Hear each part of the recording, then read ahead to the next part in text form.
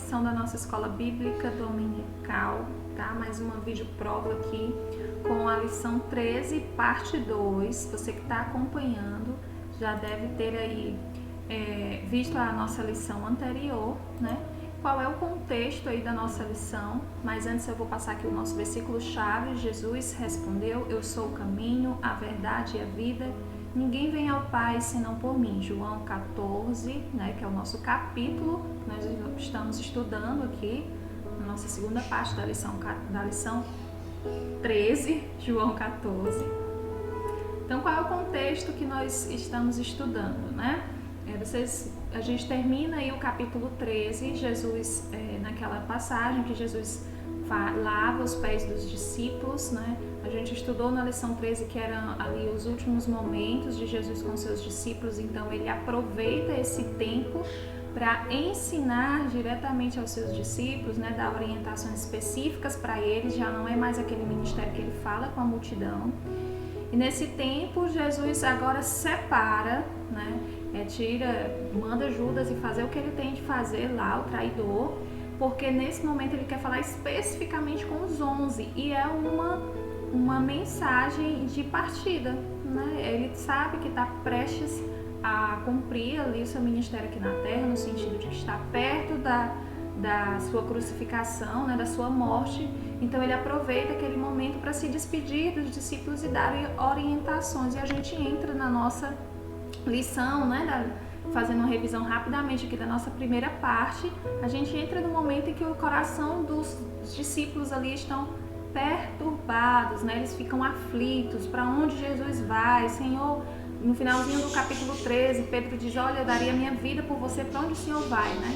Jesus diz: olha, não é bem assim, né? Você ainda vai me negar, antes que o galo cante, você vai me negar 3 vezes. Então, demonstrando ali que eles ainda não tinham uma maturidade para compreender, e a Bíblia é muito clara, os evangelhos, né, que eles passam a compreender aí quem de fato é Jesus só depois mesmo da ressurreição de Jesus. Naquele momento eles, claro, né, os discípulos entendiam quem era, no sentido de que ele era o Messias, sabia que ele era o enviado do Senhor, tinha convicção de que ele iria salvar, seria aquele prometido, né, como eu disse, o Messias que viria salvar o povo de Israel, reinar, colocar o seu reino, mas na cabeça deles, de israelitas, né, que estavam aguardando aí por esse Messias libertador, o reino seria estabelecido na terra, naquele tempo. Então eles não estavam esperando as próximas orientações que Jesus estaria dando ali. Especialmente essa que ele diz que para onde ele vai, né, quando Pedro faz essas colocações, Jesus diz: olha, para onde eu vou vocês não podem me seguir. E aí ele consola, ele traz palavras, lembra que a gente falou de consolo, palavras de orientação para os seus discípulos. Ele não só lança aquela palavra de que não vai estar mais perto, mas ele diz: não se turbe o vosso coração, né? Credes em Deus e credes também em mim. E ele vai falando aí, porque aqui é uma rápida revisão da nossa parte 1, tá bom? Ele começa um discurso falando para os seus discípulos, para os corações não ficarem perturbados, né? Ele estimula os seus discípulos que naquele momento se encontram desmotivados. Lembra que eu falei, olha, eles estavam esperando o Messias, né, que viria reinar, libertá-los da opressão do Império Romano. A gente falou isso em outras lições, que essa era a visão deles, de um Messias, de um rei que viria, né, para libertar o povo.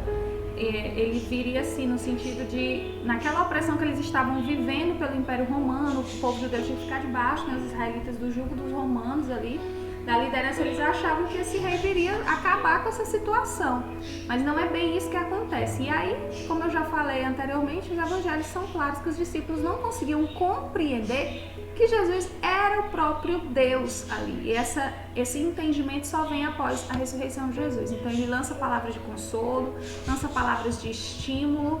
Lembra?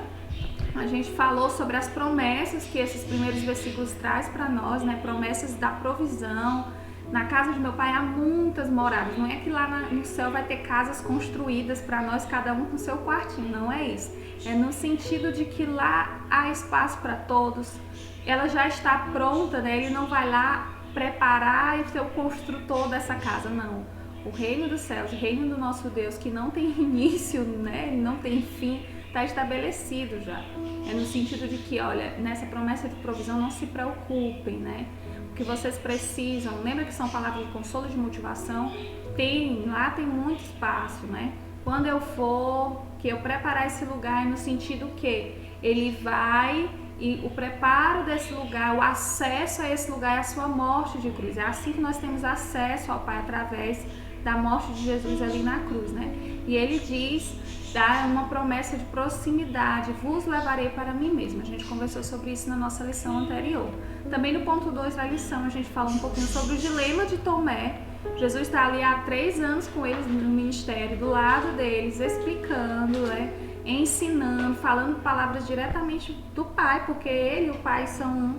Mas ainda assim Tomé pede, né? Senhor, a gente não conhece o caminho, nos mostra o caminho, né? Nós não sabemos para onde o Senhor vai, como é que a gente pode saber qual é o caminho? Então Jesus dá o versículo coração da nossa lição, né? Que eu sou o caminho, a verdade e a vida, ninguém vê ao Pai senão por mim. E é interessante enfatizar, né? Se vocês me conhecessem, também conheceriam o Pai. Ou seja, eu imagino a ficha dos discípulos caindo quando Jesus ressuscitou. Nós estávamos andando com o próprio Pai. Esse entendimento só vem depois, né? Nós estávamos convivendo 3 anos com o próprio Deus. Esse entendimento vem posteriormente à ressurreição.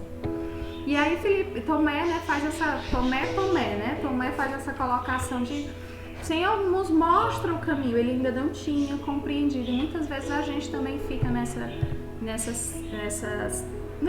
insistência de estar pedindo quando o Senhor já está ali conosco, né? Nós já estamos em um tempo em que o Senhor é presente em nós, através do Espírito Santo e da palavra dele, registrada através da Bíblia. Mas ainda assim a gente fica pedindo, né? Mas Senhor, como é que eu faço? Mas Senhor, me dá uma resposta quando nós temos total acesso à sua palavra, né? Total acesso em oração ao Pai. E o Espírito Santo habita em nós. Então, às vezes, a gente não compreende, como Tomé não compreendeu. Nós estamos ali ao lado do Pai, o Pai habita em nós enquanto Espírito Santo, e ainda estamos como Tomé, né, com dúvidas. Mas se isso acontecer, vamos procurar alguém que possa nos ajudar nessa caminhada aí de vida cristã e tirar todas as dúvidas. E se você não conseguir, né, ter uma leitura da palavra de Deus de direcionamento sozinho, você procura alguém mais maduro que possa lhe ajudar. E a gente viu que esse versículo caminho, verdade e a vida tem 3 palavras importantes quanto ao significado, né, a semântica, né? Não se dá para viver fora do caminho, compreender fora da verdade, viver fora da vida. Então ele é essas 3 essências de Jesus, né? O caminho, a verdade e a vida. A gente também teve o dilema de Filipe, lembra que nós falamos? Terminou Tomé com essa situação de perguntar qual é o caminho. Filipe também vem, Senhor, mostra-nos o Pai, o que nos basta. É como se Filipe estivesse pedindo assim um sinal, como Moisés pediu, né? Senhor, deixa eu ver um pouquinho da tua glória, né? Deixa eu te ver, Senhor. E Deus dá a resposta para Moisés, né? Olha, não tem como um homem, vocês estão ouvindo os passarinhos do Henrique de novo, não tem como um homem me ver e permanecer vivo, né? Tamanha é a glória do Senhor. E então, é como se Filipe pedisse, Senhor, mostra-nos o Pai, o que nos basta, né? Eles queriam uma revelação como era conhecido para eles a forma que Deus se revelava no Antigo Testamento, né? Ele vinha, que chama-se de teofania, muitas situações no Velho Testamento, vem o próprio, alguns dizem que é o Jesus, né? Vem ali e aparece para aquele povo. Então Filipe, à luz do que ele foi ensinado do Velho Testamento, ele queria uma aparição como era da maneira que acontecia no Velho Testamento. E ele disse, Senhor, mostra-nos o Pai, e isso nos basta. E aí Jesus vem e fala, olha, eu estou há tanto tempo com vocês, e vocês não têm me conhecido, Filipe, vocês ainda não sabem quem eu sou, né? Então a gente vê aí Jesus reafirmando, respondendo assim como Tomé fez o questionamento, Filipe também fez. Nós entramos na solução de Cristo, nosso ponto 4 aí, tá bom? Na sua revista, deixa eu ver. Na minha revista é a página 85. Na sua revista de aluno, pega a tua revista, tá bom? Não deixa de assistir as aulas com a gente. A sua revista não é igual à minha página. A minha página é 85 porque tem umas colocações para os professores. Eu já devia ter visto antes, né, gente? A nossa lição 14, na sua revista, é a página 70. o ponto da nossa lição de hoje, a solução de Cristo, ponto 4 está na página 72, aqui é a revista do aluno, tá bom? Então vamos lá. Solução de Cristo. Qual é a solução de Cristo para esses corações aí que estão conturbados, né? Perturbados? Não se turbe o vosso coração. Para esses dilemas dos seus discípulos aí, como é que a gente vai fazer, Senhor? Se tu vai, mostra-nos o Pai, qual é o caminho? De fato, né, gente? Vamos considerar aí que os discípulos de repente estavam sendo ensinados pelo próprio Messias ali lado a lado, e ele diz, olha, eu não vou estar mais com vocês. E há essa ruptura, né? Há esse medo, há essa... E nós estamos sendo perseguidos, né? Era uma situação de perseguição que eles estavam vivendo ali. E ele vai para longe de nós. E agora, o que a gente vai fazer, né? Então tudo isso envolve ali, esse o cenário que os discípulos estão, em perseguição, porque já estavam sendo perseguidos por serem discípulos de Jesus, claro, um grupo de Jesus, né? Estava sendo perseguido. Um cenário em que eles estavam ao lado do Messias e de repente o Messias diz que não está mais com eles, e eles ficam desorientados. Ele não era o nosso rei, né? Ele não era aquele que viria reinar e nos livrar da opressão, e agora ele não vai estar mais conosco. Então tudo isso envolve ali o contexto que os discípulos estavam. Mas Jesus vem com a sua solução, lembra? Ele dá sempre palavras de conforto, palavras de orientação, ele traz para nós o direcionamento e diz, olha, os discípulos, eles serão usados como instrumentos para a obra, né? João 14, aí, versículo 12 e 14, diz, na verdade, vos digo que aquele que crer em mim também fará as obras que eu faço e as fará maiores do que estas, porque eu vou para o meu Pai. E tudo quanto pedirdes em meu nome, eu o farei, para que o Pai seja glorificado no Filho. Se pedirdes alguma coisa em meu nome, eu o farei. Então, olha, os discípulos passam a ser usados como instrumentos, né? E é interessante se pensar como Jesus confia nesses homens, nesse grupo de 11 homens, né? Que ele diz, olha, todos o que o meu Pai me deu preservei, menos aquele que, né, foi usado ali por Satanás para que se cumprissem as Escrituras. Mas esse grupo de 11, o líder dele, Jesus já tinha previsto que iria negá-lo. Então são 11 homens, 2, na verdade 3, que a gente vai já ver o terceiro, né? Começam a demonstrar que não tem compreensão de quem é Jesus enquanto o próprio Deus, e o líder deles ainda iria traí-lo, mas negá-lo, perdão. Mas ainda assim Jesus diz, olha, a solução aqui, como é que as coisas vão acontecer quando eu for, não vai acabar todo esse nosso ministério, não, vai ter continuidade, vocês vão fazer as mesmas obras que eu e ainda vão fazer obras maiores, né?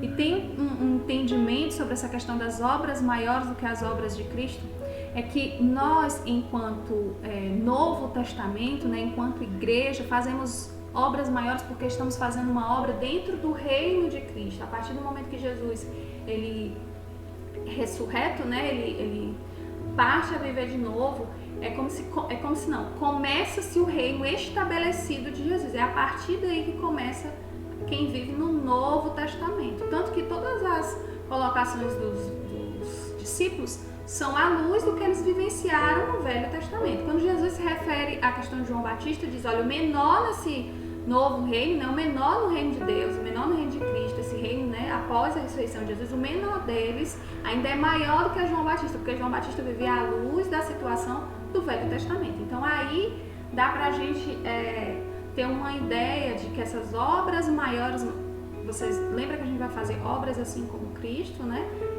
Mas são obras maiores no sentido que vai ser dentro desse reino já estabelecido por Jesus através da sua morte e ressurreição. Então, a gente parte para o ponto 2, que os discípulos, eles serão usados como instrumentos, e o ponto 2 diz que o Espírito Santo vai ser o ajudador para a execução dessa obra, né? João 14, versículos 15 a 21, tá? Então, eu vou ler aqui, você pode ler na sua Bíblia, talvez tenha uma tradução diferente. Se me amais, guardai os meus mandamentos, e eu rogarei ao Pai, e Ele vos dará outro Consolador, para que fique convosco para sempre. O Espírito da verdade, que o mundo não pode receber, porque não o vê nem o conhece, mas vós o conheceis, porque habita convosco e estará em vós. Não vos deixarei órfãos, voltarei para vós. Ainda um pouco e o mundo não me verá mais, mas vós me vereis, porque eu vivo e vós vivereis. Naquele dia conhecereis que estou em meu Pai, e vós em mim, e eu em vós. Aquele que tem os meus mandamentos e os guarda, esse é o que me ama. E aquele que me ama será amado de meu Pai, e eu o amarei e me manifestarei a ele. Então esses versículos, né, do 15 ao 21 traz algumas ideias pra gente que eu vou passar uma linhazinha para você enfatizar junto comigo, tá? Não vos deixareis órfãos. É a nossa certeza de que Jesus vai, né, não está conosco presente mais enquanto encarnado, né, enquanto homem, mas ele não vai nos deixar sozinho. Ele vai nos voltar para nós e a gente entende que existe aí a vida do Espírito Santo, né, que vem como nosso consolador. O Espírito Santo vem como ajudador para a execução dessas obras maiores. Como assim, né? A gente falou sobre isso. 11 homens que mostram ali que não estão tendo compreensão de fato de que passaram 3 anos com o próprio Deus. Um deles vai negá-los. Como é que esses 11 homens, ou que se estende a nós, né? Não é especificamente sobre os 11, mas é aquele, né? Não diz, ó, vocês, não, é aquele, né? Aquele que tem os meus mandamentos. A gente vai ver já lá na frente um pouquinho. Então, como esses 11 homens vão fazer essas obras ainda maiores do que a de Cristo? Aí ele diz, olha, com o ajudador para a execução dessa obra, que ele não vai nos deixar órfãos, então ele manda esse ajudador. Mas existe uma conexão, né, um vínculo principal entre aqueles que vão executar essa obra e esse ajudador, que é um vínculo tratado pela obediência. Se me amais, guardai os meus mandamentos. Lá embaixo, gente, ó, aquele que tem os meus mandamentos e os guarda, esse é o que me ama. Então, esse vínculo do nosso amor com Cristo, do nosso amor com o Espírito Santo, é o vínculo da obediência, que é tão tratado aí em outros versículos da nossa Bíblia também, que você pode também conferir em 1 João 5, versículos 2 e 3. Então, como vou fazer obras maiores ainda? Não se preocupe, você vai ter um ajudador. Então, o Espírito, o próprio Deus, vem como Espírito Santo para ser o nosso ajudador para fazer essas obras ainda maiores, né? E aí, gente, assim, esse pontinho verde, né, que eu tô vendo aqui, ficou verde, mas tudo bem, não tem problema. E eu rogarei ao Pai e Ele vos dará outro Consolador. Esse Consolador é o Espírito da verdade. Então, tudo se encaixa. Começou o nosso capítulo, Jesus dizendo que ia, né, terminando, na verdade, capítulo 13, olha, eu vou, para onde eu vou vocês não podem ir. E a gente inicia o capítulo 14 com Jesus dizendo, mas não fiquem turbados, o coração de vocês não fiquem preocupados, não fiquem aflitos, né? Creiam em Deus e creiam em mim, continuem crendo, continuem vivenciando, lembrando de tudo que eu ensinei a vocês durante esses 3 anos, que eu vou, quando tiver tudo prontinho, tiver no tempo certo, na verdade eu voltarei, né? E essa promessa de vinda não é só assim, vocês me esperem aí sozinhos, não. Ele diz, eu vou mandar um Consolador, eu vou rogar ao Pai e Ele vai mandar para vocês outro Consolador. Esse Consolador é o Espírito da verdade que vai lhe capacitar, que vai ser o seu ajudador para que você faça obras maiores do que essa que você vivenciou enquanto eu estava aqui. Porque são obras dentro do reino estabelecido, no início do reino de Cristo. Então essas obras maiores são obras que são feitas aí dentro da igreja, registrada em Atos dos Apóstolos. Consegue compreender a conexão, gente? Então, ainda um pouco, olha a outra parte que eu grifei aí dos nossos versículos, né? Ainda um pouco e o mundo não me verá mais. Mas vós me vereis, porque eu vivo e vós vivereis. Então, olha, o Espírito Santo vai estar conosco, né? Nós não vamos estar sozinhos. O mundo não pode receber esse Espírito da verdade, né? O mundo não consegue, não conhece, mas nós o conhecemos, porque esse Espírito habita em nós, né? Jesus vai continuar vivendo e nós também vamos ter esse discernimento, porque nós vivemos com Cristo. É tão interessante quando se pega um texto bíblico, né? Pega um texto, todo um capítulo, e você lê. Eu tenho aprendido a fazer isso, eu leio, e antes eu saía lendo, né? Agora eu leio, retorno para o comecinho do capítulo, vou meditar ali, entender quais são os ensinamentos, o que eu posso extrair, compreender que a palavra de Deus, o que Deus, né, quer me dizer. Aí por isso que a gente diz assim, eu quero ouvir a voz de Deus. Leia a Bíblia em voz alta, meu irmão, você vai ouvir a voz de Deus claramente para você, porque ela nunca vai se esgotar. Todas as vezes que você for ler a Bíblia, né? Tem um teólogo, Charles Spurgeon, que ele diz, olha, a Bíblia nunca se esgota.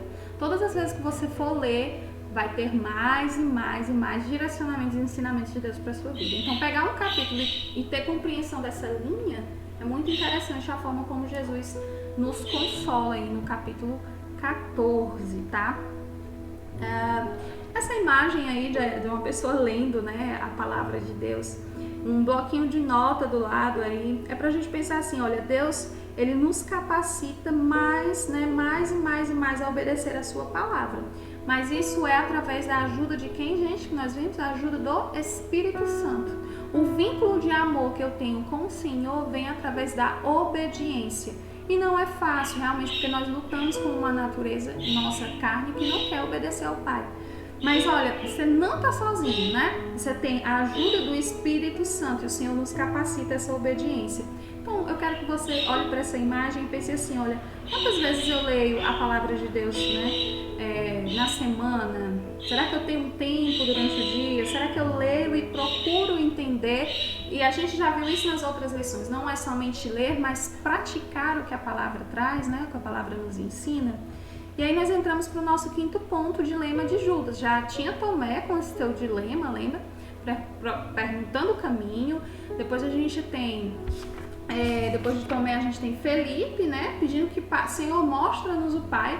E agora a gente tem o dilema de Judas, né? Judas, que não é o Iscariotes, a gente vai ver aqui vou ler junto aqui com vocês os versículos, João 14, do 22 ao 26. Disse-lhe Judas, não Iscariotes: Senhor, de onde vem que te hás de manifestar a nós e não ao mundo? Jesus respondeu e disse-lhe: Se alguém me ama, guardará a minha palavra, e o meu Pai o amará, e viveremos para ele, e faremos nele morada. Quem não me ama não guarda as minhas palavras. Ora, a palavra que me ouviste não é minha, mas do Pai que me enviou. Tenho-vos dito isto, estando convosco. Mas aquele Consolador, o Espírito Santo, que o Pai enviará em meu nome, esse vos ensinará todas as coisas e vos fará lembrar de tudo quanto vos tenho dito, né? Então Judas ali fica, Senhor, como é que o Senhor vai se manifestar a nós, mas não ao mundo? Como é que isso vai acontecer, né? Judas ali nessa sequência ele consegue que Jesus aponte dois tipos de pessoa para nós. Se alguém me ama, guardará as minhas palavras.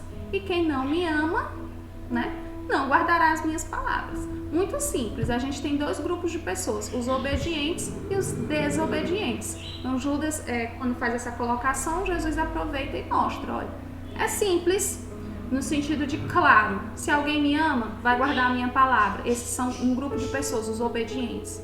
Quem não me ama, não vai guardar a minha palavra. Esses são grupos de desobedientes. O salvo, ele é identificado, gente, através, a gente já viu, né, qual é o vínculo do nosso amor com Jesus? A obediência. Então, o salvo, ele é identificado pela obediência que implica o amor ao Pai. Então, não tem como nós sermos salvos e sermos identificados pela desobediência, né? Mas essa obediência vem com um consolo que terá a instrução do Espírito Santo. Olha, esse Espírito, né, o Consolador, o Espírito Santo que o Pai vai enviar, olha o outro trechinho aí que está grifado. Esse vos ensinará todas as coisas e vos fará lembrar de tudo quanto tenho vos dito. Ou seja, existem dois grupos de pessoas. Obedientes vão guardar a minha palavra e desobedientes que não vão guardar a minha palavra. Porém, guardar a minha palavra, a gente sabe que precisa de um ajudador. Então, esse Espírito Santo, que é um consolador, para não deixar vocês com sentimento de órfão, esse Espírito Santo, ele vai ensinar a vocês todas as coisas. E ele vai lembrar tudo que vocês têm dito. Então, gente, é quando você se alimenta da palavra de Deus, obediência, não vai ser fácil, mas você vai estar com o auxílio do Espírito Santo, que vai me ensinar todas as coisas através da palavra de Deus. E quando eu estiver lá, porque que a Bíblia diz, ó, guarda no coração as tuas palavras para não pecar contra ti, né? Quando o pecado estiver à porta, assim, na sua frente, o Espírito Santo do Senhor vai nos lembrar daquilo que nós buscamos em obediência aprender através da palavra. Aquele versículo que você guardou no coração a palavra para não pecar contra o Senhor, O Espírito Santo vai lhe ajudar a lembrar tudo que foi ensinado, tudo que foi aprendido através da sua leitura diária, ali na sua Bíblia, e vai colocar em prática. Então você vai, a sua mente, através do Espírito Santo, vai refutar aquele pecado, porque entende que é contra a vontade de Deus, porque a palavra de Deus diz isso. Mas quando eu não conheço a palavra, quando eu não tenho um tempo de conhecer o Senhor, eu vou facilmente cair nesse pecado. Eu vou, como, né, gente, assim, contraditório, ser identificado por desobediência ou pela obediência. Mas se eu tô vendo ali e eu não tenho um Espírito Santo quanto meu ajudador, consolador, e é aquele que me orienta e me fará lembrar de todas as coisas, e eu não leio a Bíblia, então não tem como combater. Então a Bíblia é muito clara. Como é que eu faço para não pecar contra o Senhor? Guarda no coração as palavras do Senhor. E aí Deus é tão misericordioso que diz, essa luta você não vai fazer sozinho, você vai ter o Espírito Santo que vai lhe direcionar, vai ensinar você todas as coisas e vai fazer você lembrar tudo o que eu tenho dito. Tá? Falando rápido hoje, né, gente, para não ficar muito extenso a nossa lição. Então, vamos pensar, olha, se alguém me ama, guardará a minha palavra, né? Assim, versículo 23. O Espírito Santo, ele nos ensina e nos faz lembrar da palavra do Senhor. Cabe a nós aprender e obedecer. Então, a gente pensa assim, ó, quanto eu tenho aprendido e obedecido? Né? A gente pode pensar sobre isso. Quanto eu tenho aprendido e eu tenho obedecido? Às vezes a gente sabe tanto do discurso, né? A gente escuta tanto falar, mas será que eu realmente tenho aprendido? Será que eu realmente tenho colocado em prática? Será que eu realmente tenho tomado a decisão de ser identificado como o grupo dos obedientes, né? Que vai ter a ajuda do Consolador, do ajudador, né? Espírito Santo, ou do grupo dos desobedientes? Há uma contradição aí. Então, cabe a nós aprender, né? Querer, se dispor a obedecer, se dispor a estar debaixo dos ensinamentos da ação do Espírito Santo sobre a nossa vida. E aí, a gente tem o nosso último ponto da lição, né? A sentença de Cristo aí, nosso último ponto, a gente viu a solução, que os discípulos seriam usados como instrumentos e que o Espírito Santo viria para ajudar nessas obras maiores que os discípulos fariam. Claro, quando eu digo discípulos, se estende a nós, né? E o nosso último ponto fala da sentença de Cristo. Jesus conclui assim, olha, enquanto vocês estão com o coração aí turbado, eu vou apresentar outra coisa para vocês, a paz, né? Essa paz que a gente pode encontrar em Colossenses 3,15, que diz que a paz de Cristo seja o juiz em seu coração, visto que vocês foram chamados para viver em paz, como membros de um só corpo, e sejam agradecidos.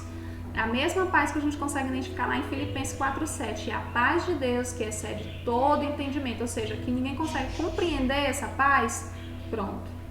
Essa paz guardará os vossos corações e os vossos pensamentos em Cristo Jesus. Filipenses 4,7. Então, essa paz é o que Jesus apresenta para finalizar. Olha, não fiquem com o coração conturbado. Acreditem em mim, nas minhas palavras. Eu nunca menti para vocês. Se fosse o contrário, eu teria dito. É assim que vai acontecer. Eu vou para o Pai, o Consolador vem. Quem me ama vai obedecer. É assim que a gente vai conseguir destruir os grupos. Obras maiores vocês vão fazer, porque vocês estão dentro de um reino estabelecido após a minha ressurreição. E esse meu reino, né, o Novo Testamento, vai fazer com que vocês tenham obras maiores ainda, mas vocês não vão fazer sozinhos. Eu estou mandando um Consolador, um ajudador para vocês, o Espírito Santo, que é o Espírito da verdade, que vai lembrar vocês todas as coisas, vai ensinar todas as coisas, vai lembrar tudo que eu tenho ensinado. Então ele vai apaziguando ali os ânimos e conclui dizendo, olha, eu vou deixar vocês a minha paz. Eu não dou uma paz como o mundo dá. Então não se turbe o vosso coração, não fique atemorizado. É muito lindo, eu fico imaginando o próprio Jesus, né, na sua plena sabedoria, dizendo isso. Eu vou deixar essa paz que excede todo o entendimento, essa paz que vai ser o juiz no seu coração. Lembra que Colossenses dizia isso, né? Colossenses e Filipenses? Perdão.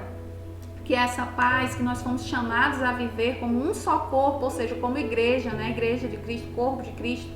Então essa paz que é juiz do seu coração, que vai exceder todo o entendimento, que vai guardar os seus pensamentos. Lembra que a gente falou na lição anterior sobre a mente, que fica aí botando armadilhas pra gente, né? Pra gente não estar contente no Senhor e acabar caindo aí numa armadilha da ansiedade, pronto. Pois não é essa, né? É como se Jesus dissesse assim para os seus discípulos, não fiquem ansiosos, não. Eu vou mandar uma paz, a minha paz, que não vai permitir que o seu coração fique turbado, a sua mente aí ansiosa, né? Ou com medo, não se atemorize. Então, ouvistes que eu vos disse, vou e venho para vós. Se me amasseis, certamente exultareis, porque eu disse, vou para o Pai, porque meu Pai é maior do que eu. E eu vos disse agora, antes que aconteça, para que quando acontecer, vós acrediteis. Já não falarei muito convosco. Olha aí, ele está aproveitando aquele tempinho, mas sabe que o que vai acontecer agora? Porque se aproxima o príncipe deste mundo e nada tem em mim. Mas é que para que o mundo saiba que eu amo o Pai e que faço como o Pai me mandou. Levantai-vos, vamos-nos daqui. Então ele conclui dizendo, não fiquem perturbados, não fiquem com corações aflitos, não fiquem atemorizados, porque eu deixo a minha paz, tá? É como eu disse para vocês, eu vou, mas eu volto, né? Eu vou e vai vir um consolador aí, eu vou para o meu Pai, porque meu Pai é maior do que eu. E quando tudo isso, eu tô dizendo isso aqui para vocês para aproveitar, porque quando tudo isso acontecer, vocês vão, ó, lembrar de tudo que eu ensinei. E aí ele finaliza dizendo que já não tem mais muito tempo com os discípulos ali, porque já está próximo, né? Apesar de que Satanás não tem autoridade nenhuma sobre Jesus, né? Ao contrário, ele é sujeito a Cristo, mas ali naquele momento tem que se cumprir a parte das Escrituras, está lá em Gênesis 3,15, que diz que Satanás feriria o calcanhar de Jesus, né? Eu vou pegar ali naquela partezinha bem não mortal, né? Só o calcanhar. Então era necessário que acontecesse tudo que a gente vai estudar nas próximas lições. E, apesar de Satanás não ter poder nenhum sobre Jesus, era necessário que aquilo acontecesse, então foi permitido.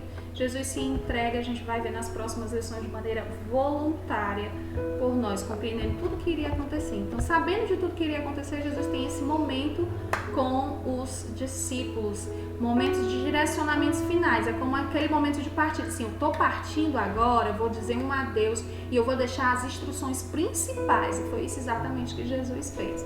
Achei interessante um post que eu vi essa semana, gente, que diz assim, olha, se Satanás soubesse que a morte de Jesus traria esse reino, né, seria o início desse reino de Cristo, traria tudo o que trouxe, né, a igreja, o poder, acho que foi até no devocional hoje, que traria esse poder que a igreja tem de fazer obras ainda maiores, Satanás teria dado um jeito de acabar com toda a madeira ali daquele espaço, daquele local, né, daquela cidade, só para que Jesus não fosse crucificado, mas ele não sabia que era necessário que se cumprisse Gênesis 3,15, né? Ferir somente o calcanhar, nada de mortal, porque Jesus viria e pisaria na cabeça do diabo. Glória a Deus por isso. Então, o príncipe desse mundo nada tem de autoridade sobre Jesus.